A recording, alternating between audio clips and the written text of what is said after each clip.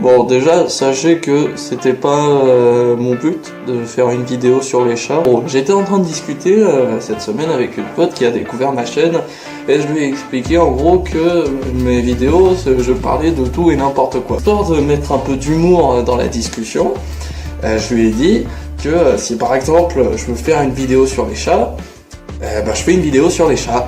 Bah, vous savez comment elle a rigolé à ma blague? Comme ça. Mais mec, fais-le. C'était une blague! C'est mes amis et je les aime bien, du coup j'ai pas envie de leur refuser quoi que ce soit. Donc forcément, que moi je me suis dit, c'est chier. Elle fait chier! Elle fait chier! Elle fait chier! Du coup, comme je suis un guerrier et que j'ai peur de rien, à part d'aller parler aux filles, j'ai donc écrit une vidéo sur l'animal de compagnie préféré des Français, le chat!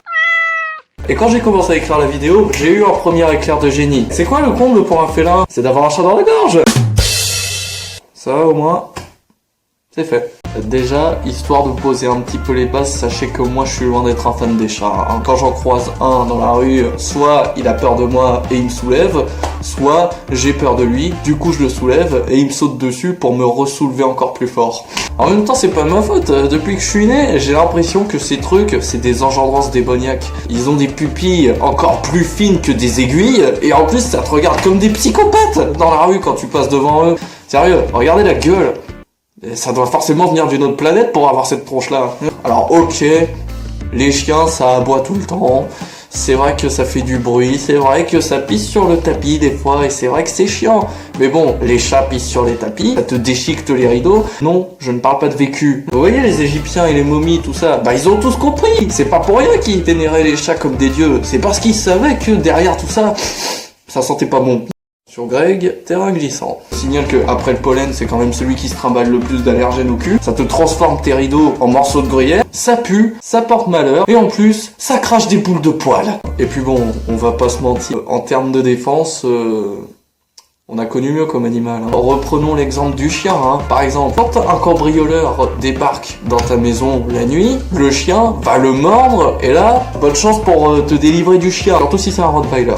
Alors là, mon gars, c'est même pas bonne chance pour te délivrer du chien. C'est bien simple. Là, le chien, il fait partie officiellement de ton bras. Alors qu'un chat, s'il y a un cambrioleur, son seul réflexe, c'est ça.